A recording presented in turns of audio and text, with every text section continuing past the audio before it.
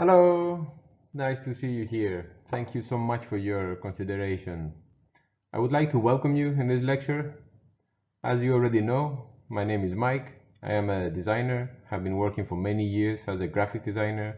I have also been doing UX design, and at the moment I am a PhD candidate at the Hong Kong Polytechnic University at the School of Design. Let's start with this lecture.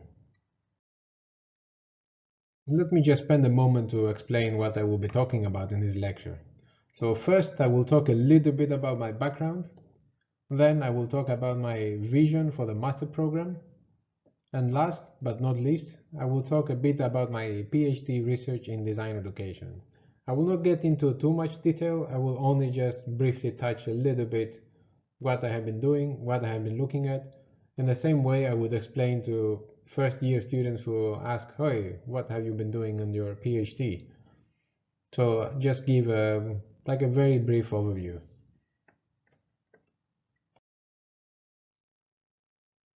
So where do I come from? This is a question I get quite a lot, especially here in Hong Kong. And I always feel the answer is a little more complicated than just give them one word, the name of one country and get it done. So I often say to people I originally come from Greece, but I haven't lived there for many years. So I have lived in Finland, the Netherlands, in Sweden, in Shanghai, in China. And now I live in Hong Kong and it's already 7 years. And sometimes people are still confused. They say, "Oh, you come from Greece and now you live in Hong Kong. So did you move from Greece to Hong Kong?" So there's all these countries in between that I mentioned. So it's always a little bit tricky explaining my background to people. How has this changed me living abroad? Well, it has. It has changed me in the sense that I no longer have a sense of national pride. I don't feel proud of being Greek just for being Greek.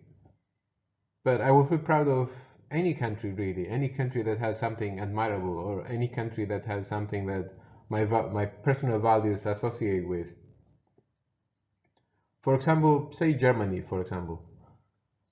Is a country I like spending time visiting, is a country I like going there, but I never lived in Germany. I never spent significant amount of time in that country. However, I would still feel proud of it.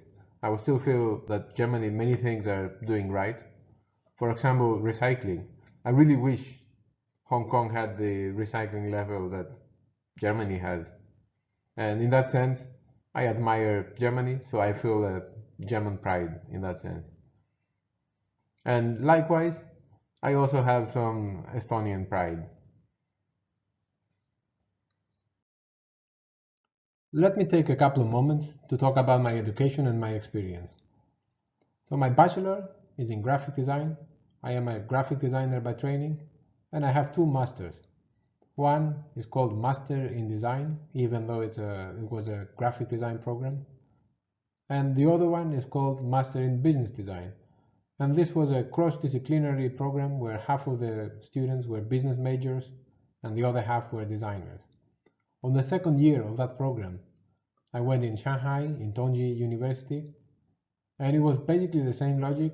However, there was a third group, the engineers.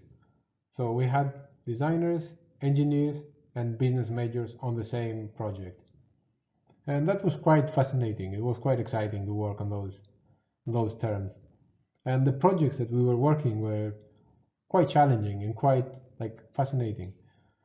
For example, we had to think of a window that will detect the air quality outside and then give you a warning when is the time to close the window or tell you now is the air quality outside is clean so you can open the window.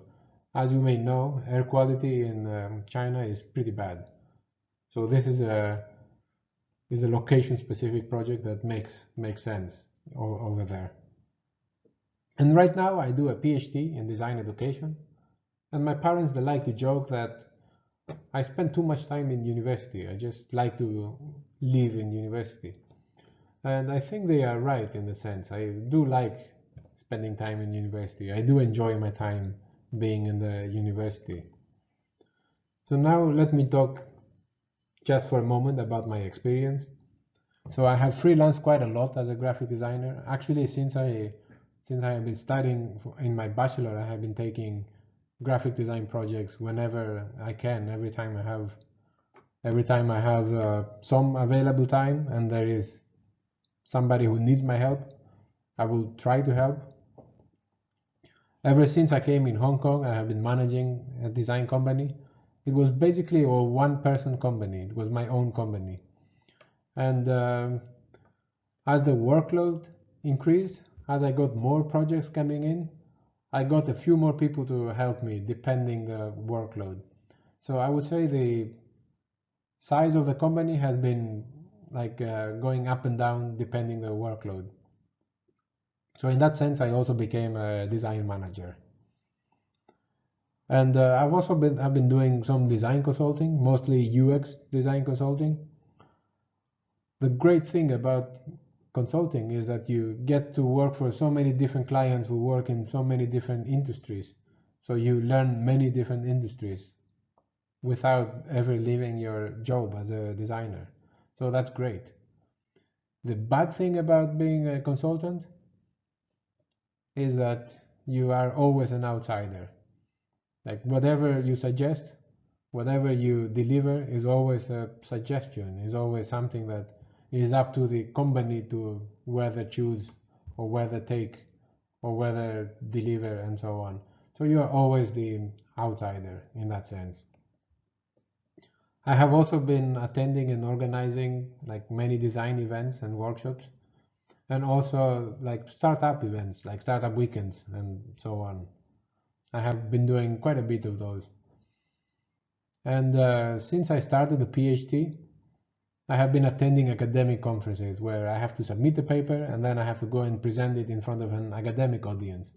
And this has also been like a new learning curve for me. I have been improving also my presentation skills in that sense. So let's move into the next topic, which is my vision for the MA program. Okay, so let's talk about my vision for the MA program. And one more thing that I have to mention here is that this is just a vision, is a suggestion. I'm not saying this is how the MA should be. I'm just saying this is my suggestion. And of course, it's open to the table. We can discuss about it. We can debate it. We can put new things in. We can take out some things and so on. It's all negotiable, of course. It's just a vision. And one more thing to mention is that these numbers here, number 1, number 2, number 3, so these numbers don't mean anything. It's just listing, and it doesn't mean the first one is more important than the second one or anything like that. And I will go through each one of them in more detail in the next slides. So one of the goals or the aims of the program, I would say, is to develop skills and abilities. And by that, I do not mean technical skills. I don't mean that you go to a master program and you learn how to use Photoshop. This is easy to do on your own time alone, and there's tons of videos that you can do it at home. I'm talking about thinking skills, like your brain, your like mind, how you cultivate your students to think more critically and to have more creative thinking. And this is something that is changing over time. What I mean over time is students, they go to design school, they spend a few years, and then they become different person. This is what I mean change over time. And this is where we cultivate their mentality, or we change their attitude, if you can say. Another goal, I would say probably the ultimate goal of any master program, is that you can get a job by the time you graduate. Is that you can get employed, you can make money to survive. And in our case, in our industry, it's also possible that you work on your own, is that you start your own company, you become freelancer and so on. So the master program should cultivate this type of professional confidence that is needed later on by the time the students graduate. And by that, I'm not saying by any means that we should remove this type of freedom that the students have to go crazy and do whatever is possible, like when they are still at school. So the school still should provide this freedom that they don't get in the industry outside, and then see how they can retain that free spirit, if I can say. Another goal, which I think is very important, is that studying is hard, studying is difficult, and is not supposed to be fun. I have some students who come to me after a workshop and then they say, "Oh, this was a very lovely workshop. I had so much fun." Okay, so that makes me think this student didn't learn anything, and this student in 2 or 3 days will probably have forgotten everything we have done in this class just because this class was too entertaining for them. And in my opinion, there is too much entertainment these days. You can get so much entertainment anywhere, outside, on your phone, on your computer, on your Netflix, and so on and so on and so on. There are endless options of entertainment, and we shouldn't be one more form of entertainment for the students. And what I'm suggesting is that we should give them a range of experiences that will just make them be aware that how the real world is.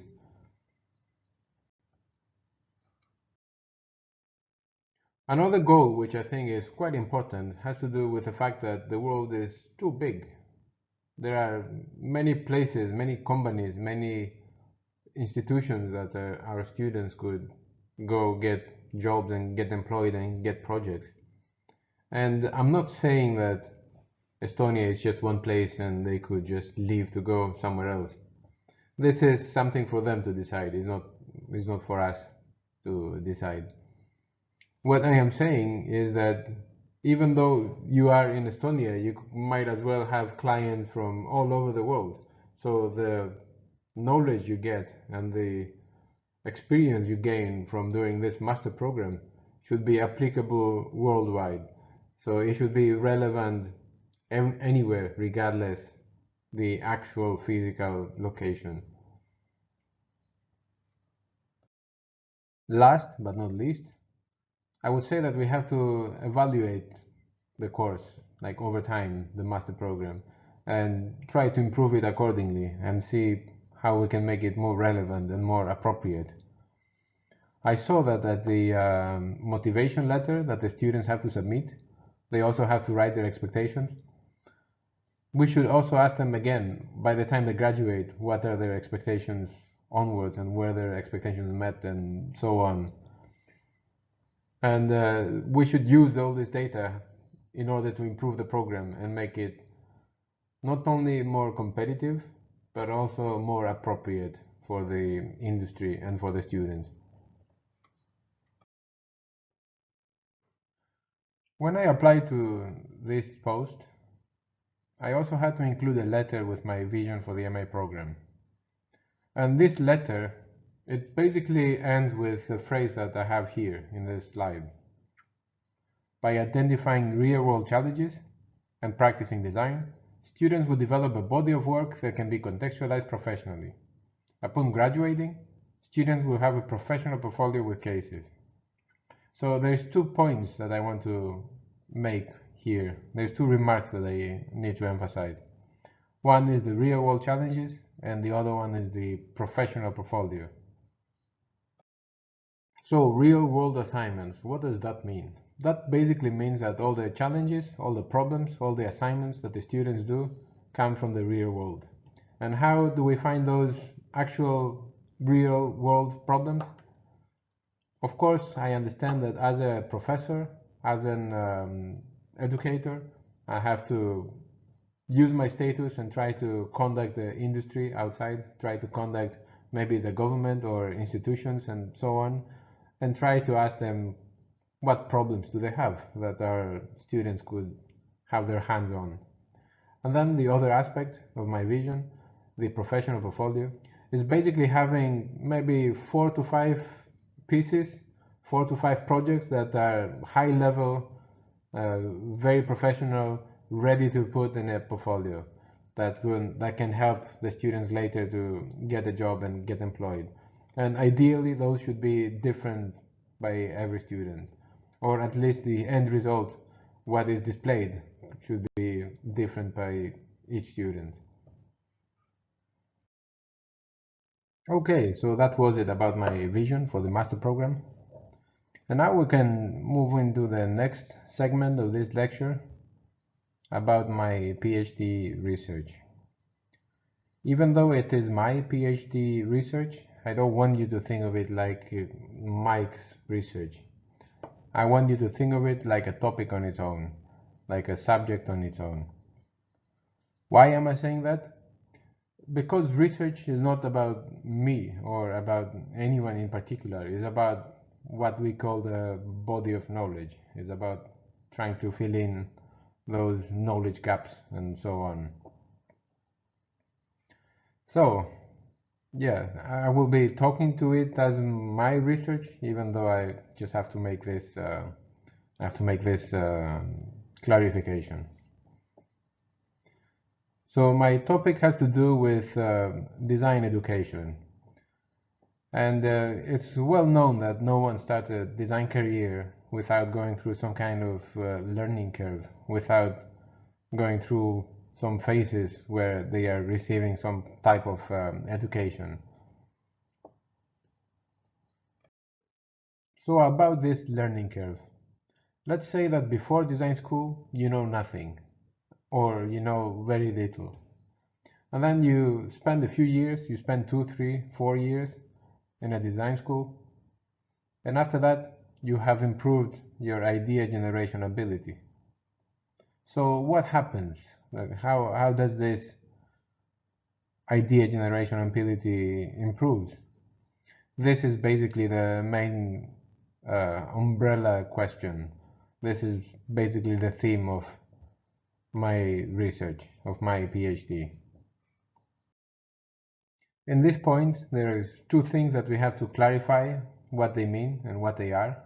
So one is design school. What is a design school? And the other one is design education. So what is design education? Design school is a building. It's a location. It's actually a place. It's a group of people going to that place, going to that location.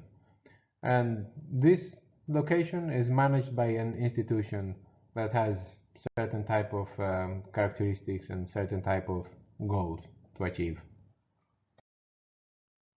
Design education is a little more challenging to define, but I like to use this definition here. It's about developing a professional toolbox that involves a complex body of concepts, skills, abilities, the ability to transform diverse forms of knowledge, and professional norms. Basically, all of these things, they compose design education. And we, as design educators, we are expected to basically cultivate each one of these within the design school context. At this point, I would like to raise a few questions. So the main question is, how design students, how can they improve the idea generation skill? Which can further on lead to more questions, such as what are the teaching methods to foster idea generation ability? How to improve idea generation skills? And also, is idea generation learned as a skill or is it fostered as an ability? And now there is a distinction to make between ability and skill. So ability is the capacity of being able to do something. And then skill is an ability that has improved and has been gained a lot through experience and through practice and through knowledge. Say, for example, sketching. Everybody can sketch. Everybody can pick the pencil and just do something. But then very few people can sketch very, very good. So sketching has become a skill for them, but sketching is an ability that everybody has in that sense. And then is often something we often mention is talent. In design education, we often mention talent. And talent is basically somebody having a skill, but without having gone through this experience, without having gone through this practice. So for them, the skill is inherent in that sense. Yeah, so these are like a few questions to raise about idea generation in design education. If we think about idea generation as an independent domain, it's actually quite challenging and it's quite difficult. Because first of all, there's no specific academics, there's no scholars who talk about idea generation being a domain on its own. And it doesn't have a clearly defined body of knowledge either. But if you think about it, design thinking was also like that before it became a hot topic like it is today, and before it captured the attention of academics. It was all like a big fuzzy word up in the air. But now it almost has clearly defined boundaries. Well, I shouldn't say boundaries. I should say is more confined now into a specific definition in a sense.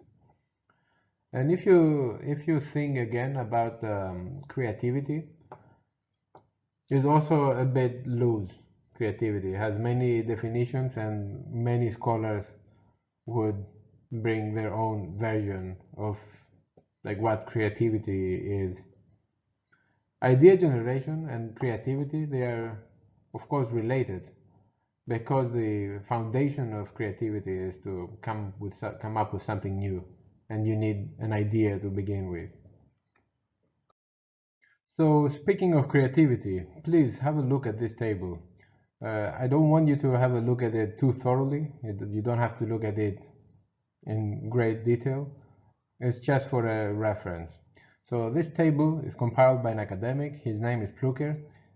Plucker is a prominent academic in creativity. He has been looking at all these different opinions what creativity is. And the versions that I have highlighted for you to have a look, that are in white. So all of those, they have to do something with ideas. So creativity is a surprising idea. Creativity is a novel idea that is useful to society. Creativity is ideas that have to do with flexibility and novelty, and so on and so on. And then all of these definitions, they come throughout like maybe the last century or so. We have been having all these different definitions of creativity, all these different opinions of creativity, and basically they are all saying about the same thing with more or less slightly different words. And yeah, this is something very important to think about, that even though people have been trying to define creativity for so long, basically they have been saying the same thing all along, all this time.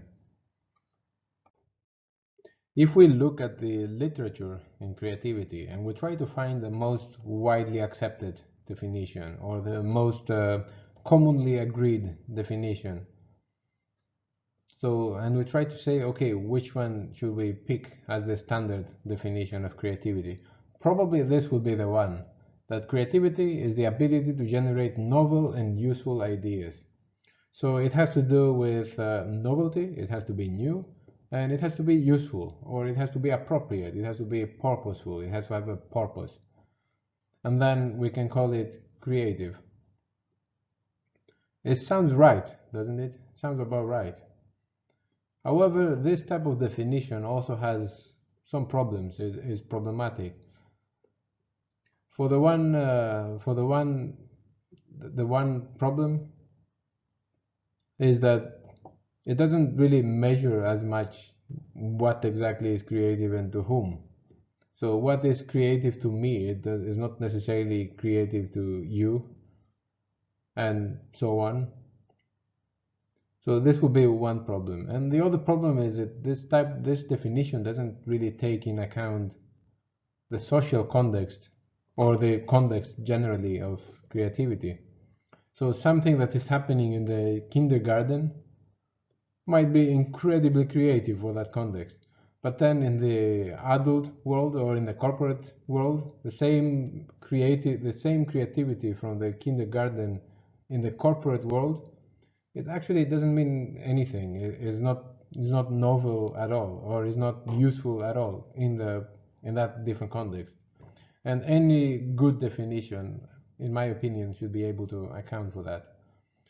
And yeah, so now there's many academics who talk about those issues. There are many creativity scholars who try to address this type of problems, but still we are not yet to the level where we have a commonly agreed definition that can address all of those. And maybe that is the problem of the domain of creativity as a domain that is really hard to define by default. In a way, design is also like that. It's also very hard to define because design means different things to different people, and yet we all talk about design and we mean almost the same thing. So when we talk about ideas, when we talk about creativity and we say that the novel ideas, the useful ideas, we say idea generation and so on. It's important to also say what is an idea? What does it mean, an idea? So basically, idea is a thought that guides human action. Is a thought, is a piece of thought that's happening in your brain and giving you a suggestion of something that you could do in the future. It's about thinking possibilities. It could be like this, it could be like that, it could be like something else, and so on. And if you want to philosophize it about what is an idea, you could say that that everything around you is an expression of an idea. Like the shirt I'm wearing is an idea, the car you are driving or the transport you took to go to work today is an idea, is an expression of an idea, and so on. The fact that I'm now delivering this lecture to you through PowerPoint and then it's pre-recorded and I can send it to you by email and you can view it like on your time when you are at work. All of those are the expression of somebody's ideas. So somebody thought about all of those things at some point in time and then they got materialized somehow. So if we think about what is an idea, it's basically an arbitrary possibility of the future. I shouldn't say arbitrary, but is a possibility of the future that hasn't been materialized yet. So this is what I would define as an idea. And now that we have defined the idea, what an idea is, if we look at the definition of creativity and we try to split it in two parts, and we say on the one side we have the novelty, we have originality, we have something that is new, and on the other part we have something that is useful, something that is appropriate, something that has a purpose, and so on, then we can see that ideas have to do with novelty, originality, newness. So if we think that creativity has this body of knowledge that has evolved in the last maybe 100 or so years, that many scholars have been talking about it and have been writing about it, and they have been publishing all these creativity texts, and we have this mature body of knowledge which has to do with creativity, then if we look on this, if we look on those documents, if we look at those papers and those publications that have to do with novelty, originality, newness, and so on, then those can be used for basically doing an idea generation study. And this is what I have been looking at. Okay, so now I want to show you something a little bit different. But please don't panic. There's no need to panic after seeing this table with so many check marks and so small text and so on. I'm not expecting you to read everything in here, and I'm not going to ask you to look thoroughly and detail. I'm only showing to you this as a visual reference, just so you understand the complexity of the situation and the volume of the different factors which this table displays. So on the left side, we have various factors that influence creativity, that influence the creative ability. And of course, the factors that can influence the creative ability, they can also influence idea generation ability. So I have been looking at those factors and I have been trying to compile them into a list. And on the top side, you can see all these different academics who talk about all these different factors. And on the left side is just a list with factors. And those factors, they have to do, for example, with being able to evaluate your ideas, or being able to analyze your ideas, or being able to synthesize, and being able to take risks, feeling comfortable at taking risks, being playful, being original, having an independent mind, being autonomous in your work, or willing to work hard and willing to grow as a person. Like many of these factors, they influence creativity, and all of them, they are separate on their own. They are separate factors. Some of them could look similar. There could definitely be some overlap between some, but they are still distinct to be listed on their own. So this is a pretty good foundation for a further study, a pretty good foundation for to use in my literature and in my further study. So what I did is that I took all of those factors. Now they are in their academic form. So I convert them, I change them and made them in a more colloquial and more spoken version. And then I send those versions to, I send those spoken versions to design educators and ask them to list the top 5. I asked them which of this entire list, which 5 do you think are the most important in cultivating the idea generation ability? And let me show you, in the next slide, the results of that study. Here we have the result of my survey. Before we get into the results, let me just spend a moment to talk about the people who responded, the sample. Let me just talk about them for a second. So in total, 104 people responded to my survey. And on average, they have been teaching approximately for 14 years. So I would say most of the people in this survey were quite experienced, like most of the people who responded.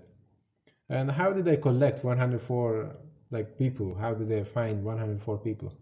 Actually, in total, I contact more than 1,000 in order to get those results. And where did I find 1,000 addresses? So basically, I looked at the QS World Rankings, the popular university ranking system, and I was looking at the arts and design segment. The arts and design segment, of course, is a mix between design and art schools. I'm interested specifically in design schools, but it actually doesn't bother to me if they teach art and design on the same school, as long as they have a design program. If they didn't have a design program, I just removed them. And I started from the top 50 universities. So I looked only until the top 50. And then all art schools were excluded. All art schools without design were excluded. And then I was looking, do they have a program in English? Like any program in English? If they didn't have, they were also excluded. And the reason of excluding programs, excluding universities that don't have English, is quite simple. I mean, if I contact those people and ask them, hey, can you respond into this survey in English? And they are not very confident or they are not very comfortable in responding in English, then the responses will become inconsistent.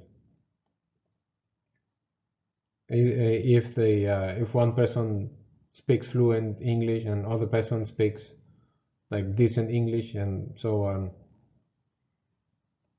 And in that sense, it was just about getting consistency in my survey. Once I have selected all the schools, I think from 50 they were down to maybe, I don't remember the exact figure, but I think it was 34 or 35, somewhere there, somewhere around those lines. So once I had those universities, I went into every single website and I was looking if they have a staff directory. If they had a staff directory, which meant I could find a list with all the teachers, all the educators, then I simply just copied all their email addresses, as many as I could find, on a spreadsheet. And then at the end, after having done all of that, I had about 1,000 responders. No, not responders, 1,000 candidates for my survey. And after I emailed all of those people, about 1,000 people, then I got 104 results, which is more or less 10%, which I'm pretty happy with it. I think it's for design educators, I think is a good sample. If there were students, I think I should have got more responders and I should have emailed more people. But it's very hard to know the absolute exact population of design teachers worldwide to know the what is a good sample. But 104 is definitely a decent sample.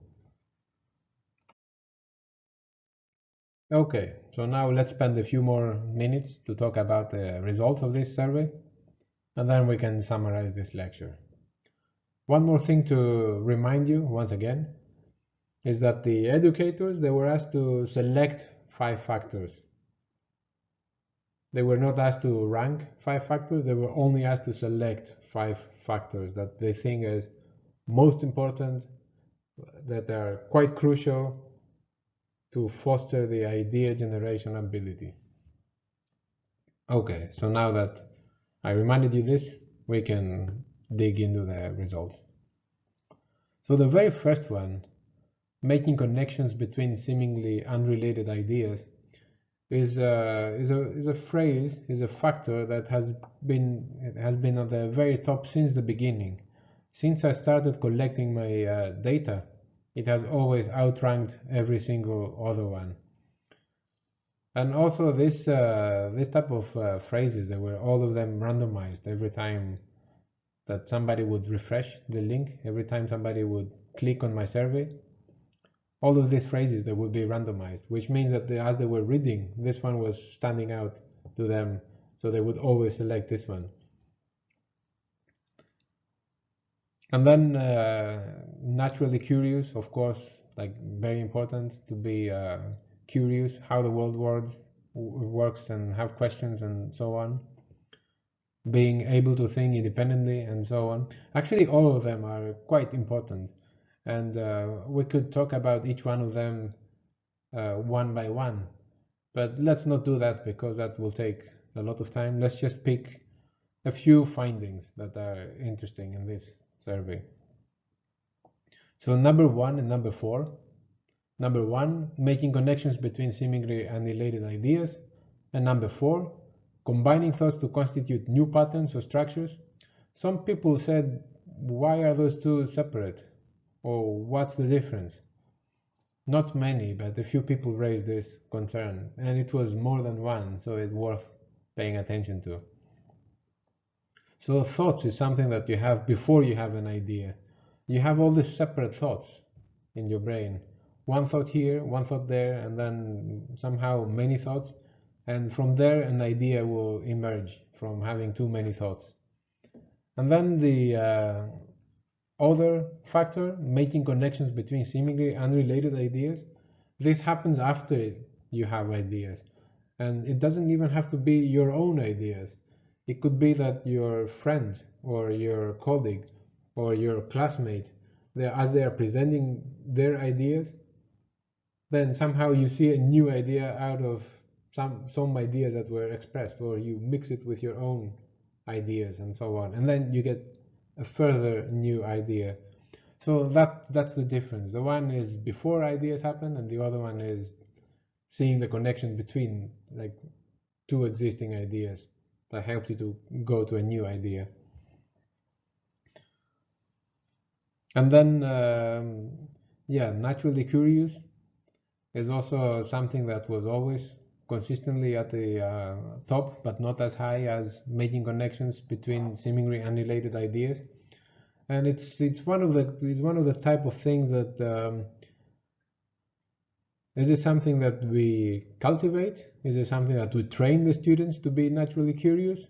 Or is it something that they have when they come to school, when they come to design school? It's like a personality trait, is a characteristic that everybody has, and we expect them to have it. From my understanding, is a bit of both.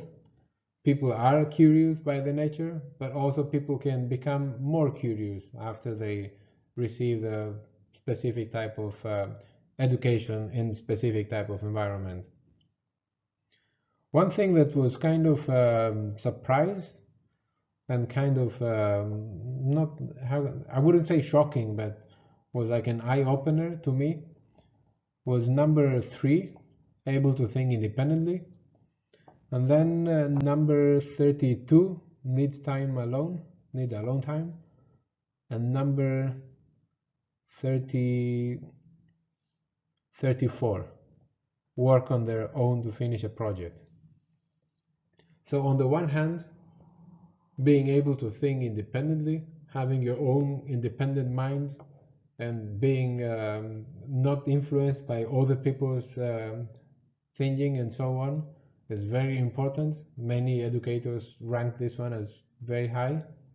And at the same time, having alone time was not selected by almost anyone. Only 4 people chose that you need to have an alone time, which is quite contradictory with having an independent time, if I would say. And then number 34, work on their own to finish a project, is exactly the opposite of being independent. And working alone to finish a project was not selected by anyone. So actually being able to think, this is now my interpretation, so being able to think independently is a trait, is a personality trait, is a characteristic that we expect students to have in order to generate new ideas. But then needs alone time and being able to work on their own to finish a project, then those are more like, in my opinion, they have to do more like how you work. So it's more like the practice, like how you do your work. So the actual practice of how you do your work is not as important as having the ability to think independently. So this would be my my interpretation. And then two more things that kind of were a bit surprising to me was number 27, energetic, was only selected by 8 people, and number 20, sense of humor, was only selected by 16 people. So in a way, I would expect those two to be higher, because everybody who is funny can make ideas. That was my assumption, at least. And then people who are energetic, people who are, very active and so on, they also seem to be quite active also on their brain activity. They seem to be engaged a lot with thinking. So I would think that they also is also a requirement to generate ideas. But then once again, this is a researcher bias. This is my own bias, my own assumption, and my own assumption is necessarily not true. And this is the what we can find through research, that we can cancel our assumptions. And there's more we can talk about it, but I don't want to get way off hand, so I will just leave it as here. Oops, let me go back. So that concludes my lecture. Thank you so much for spending the time to be here with me, and thank you so much for your consideration. I'm very grateful you gave me this opportunity to talk to you. I'm also very grateful that I can reach to you through this means, that even though I cannot come and pay you a visit, so we can meet each other in person, that I can still send you this through video. So this is a photo I took back in 2009. It was near the concert hall, which is also called Estonia, and I am assuming that that's where this bus begins the route, and that's why it's called Estonia. I have been to Estonia many times. Like every single time I go there, I just want to eat something just because food in Estonia is great. I think if you ask me, food is better in Estonia than Finland. There is one hotel, the name of the hotel is Olympia. I remember at the lobby in Olympia, they had many, many great cakes. And every time I would go there, I would probably gain a kilo or two just by eating those cakes. So I'm looking forward to coming back. I'm looking forward to meet you. I'm looking forward to the food. And I'm looking forward to just spending more time with you. And thank you so much once again.